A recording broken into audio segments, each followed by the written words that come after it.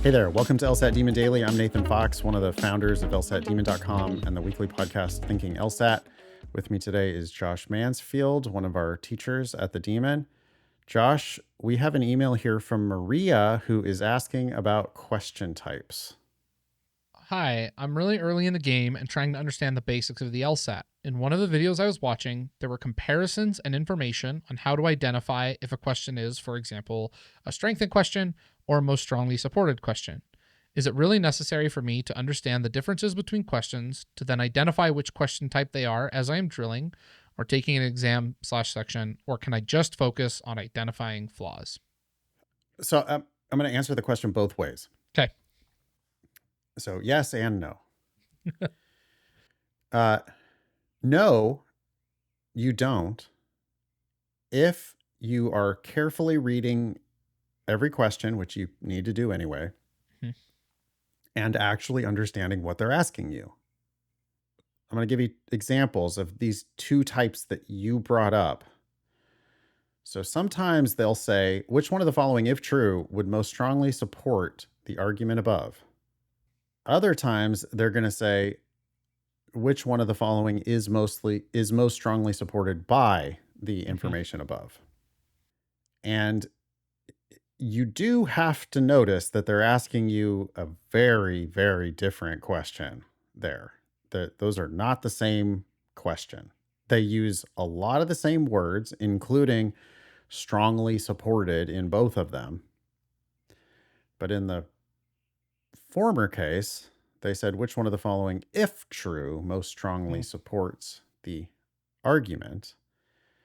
And in that case, they're telling you to help an argument that was made. Like they're telling you there was evidence there, there's a conclusion there, and one of these five, if it's true, is going to be good for that argument, help the argument. In the latter case, they said which one of the following is most strongly supported by the information above. And now they're asking you to pick an answer that is firmly rooted in that evidence, not something new that might help an argument, but something already proven by the set of facts that are on the page. And there is no substitute for spotting the difference between those two things. Yeah. But if you can spot the difference between those two things and understand that that's a wildly different operation, that sometimes they're asking you to help an argument that was made, and they said, if true, it will help the argument. So you shouldn't be like fighting against the answer choices. And then in the latter case, they said which one is supported by the facts. So now you do want to fight with the answer choices, and you do want to make sure that you're picking something that you know you can prove based on those facts. If you can do all that, then it's less important that you then have the semantics on board of, okay, we're going to call the first one a strengthened question and we're going to call the second one a supported question. That stuff is secondary to the reading and understanding the question in the first place. Mm-hmm. And Nate, you highlight, this is a good confirmation for me, because I oftentimes will tell my students the specifics of question types are not as important, because you need to understand. And I think what happens as well, students will read they'll read a question and they'll be like, oh, well, this was a strengthened question, but it says, which of the following, if true, would most strengthen the critic's argument? Yeah. And they skim the question. They go, oh, it's strengthened. And they don't recognize that you're actually weakening the argument by strengthening the critics, right? And so I don't think that the specifics of each question are what are important, not the type. But the broad advice I give to someone like Maria is, do you see, as Nate was putting it, an open or a closed question? Is it going to be fully supported by the passage? Is it going to allow you to add new information? Because I see students with flaw questions all the time will look at the flaws and then they'll treat it like a weakener. And they'll see answer choice A and they'll be like, oh, that definitely would weaken it. And they love that answer choice. That is closed. You are asked to identify what the author is doing.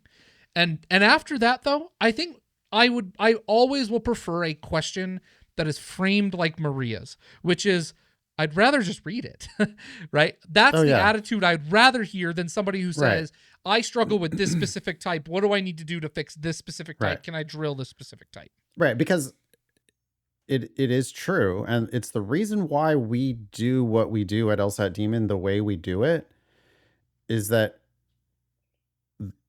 we don't want to ruin people's natural intuitive abilities by drowning them in theory. So, Mm-hmm. no, we do not want you to look at a bunch of lessons or read a bunch of background first, study a bunch of theory before you get to the test. That's the last thing we want you to do. We want you to get to the test and read the test and really understand what's there, because many people can score like mid 160s or higher with no prior knowledge on board. Just from careful reading and trying to solve each question, it's possible to get a score as high as, like 170. And the theory that you might find in, especially some of the bad legacy prep courses, the theory that you're going to find there can actually hurt you. Mm-hmm. You can get so caught up about question types and stuff and dumb strategies like read the question first or start at the end of the section or do the first 10 questions in 10 minutes or all this theory is going to then distract you from actually understanding the words that are on the page and just solving a question that you would have been able to just intuitively solve. So we always want you to be intuitively solving. That said, there are some shortcuts sometimes. And if you don't know the difference, that like when they ask you superficially, they ask you to describe a flaw inherent in the reasoning above, or they ask you which one of the following, if true, would undermine the reasoning above. You look at those two questions and you go, oh, well, you're just asking me the same thing in two different ways. And on easier questions, you might still be able to get them right. Mm-hmm. But on harder questions, you're going to have to recognize that if they ask you which one of the following is a flaw inherent in the argument, the record is closed. This is what we call a flaw question, which is in the broader family of closed record questions. The correct answer can't have new information. You have to find something that they did and it's wrong that they did it. That's what a flaw question is about. And then the second case, I said which one of the following, if true, would undermine the reasoning. Well, now the record's open because they said which one, if true, would undermine. So now the correct answer, it's an open record. The correct answer, you have to assume that it's true and see what it does to the argument. And we call that a weakened question within the broader family of open record questions. But none of it is as important as first just reading and understanding what's on the page. I mean, the questions do make sense. They are answerable without any other knowledge. But we talk about question types because, I mean, you're going to max out at some point. You're going to get to 170 and you're going to realize, oh, I'm still missing assumption questions. And it's like, well, yeah, that's because you haven't yet learned the difference between when they ask you about an argument that is, an answer that is sufficient to prove the argument, or they ask you about an assumption that is necessary for the argument. And that's fine shades of shit that like we talk about it because it's helpful, but it's definitely not what you need to be doing at first. Yes. Yeah. At the basics, read it, identify the flaw, just as you said, Maria, and understand what you're reading. And that is the best. Of course, if there is a flaw, right? Mm-hmm. Like, if right, that's an important point. Because is there even an argument there? Right. Is it just a set of facts? And if it's an argument, is it flawed, or is there maybe just a gap in it, or is it actually a valid argument? There's kind of more to it than just, oh, can I just focus on identifying flaws? Well, yeah, to the extent that they are making an argument and that argument is flawed, then yes. Mm-hmm. But what about when they don't identify it? What about when they don't even make an argument? We're not going to be identifying flaws there because they didn't even make an argument. They just gave you a bunch of facts. So then there's other types of questions that they ask about arguments like that. There's also 1 out of 10 arguments, they're going to actually prove their conclusion. There's no spotting a flaw there because they gave you premises that prove their conclusion.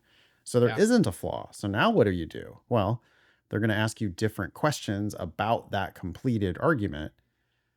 So yeah, there are other type. It's more than, it's not just as simple as like, oh, well, just spot the flaws and you're good. Sure. Yeah, no, absolutely. But that idea of just reading for understanding and making that your priority, that is definitely priority number one. The test means what it says, and it says Yeah. what it means. I mean, it's just like, if you read it carefully, then there's only one answer. I just recorded a success story that'll be coming out shortly, and the student said he really remarked that on the official test, our instructions are the closest to the official test instructions, which are you have 35 minutes, read everything closely, don't make assumptions that aren't on the test. Yeah. And he's like, or that's like, it doesn't even say that though. It says, what does it say? well, it says that you're to avoid making implausible assumptions. That's right. Right? Because Yes. the correct answer doesn't have to be perfect. The correct Right. answer has to be the most reasonable of the answers that are available. And sometimes you're going to be choosing the best of a bad lot.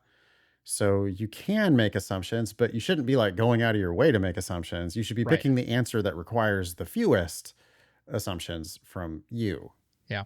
He said that's what convinced him that the demon way was the right way, because it actually followed the instructions of the test. It's crazy because, you know, the LSAT's been around for a long time, and many people like me come to the LSAT initially from a test preparation perspective, where it's like, you know, day one, you're not just doing the test. Day one, you're like reading about the test. Right. You're preparing for the test before you've ever even encountered the test.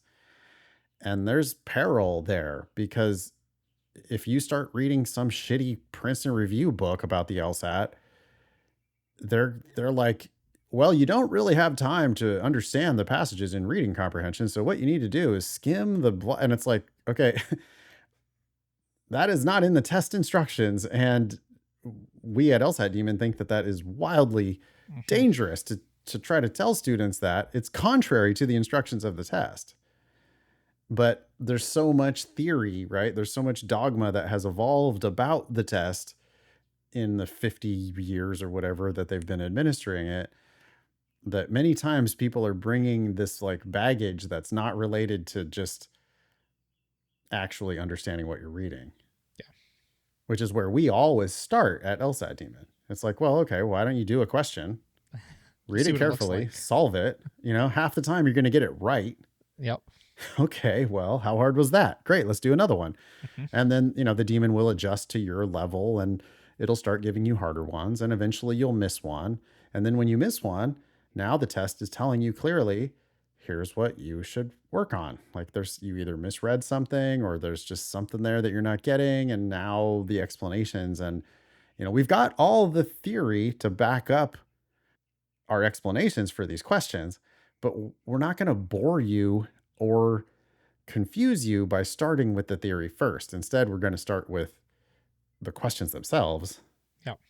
And allow you to be able to read them and understand them and answer them correctly without our help. Good, because that's what you're going to have to do on the day of the test.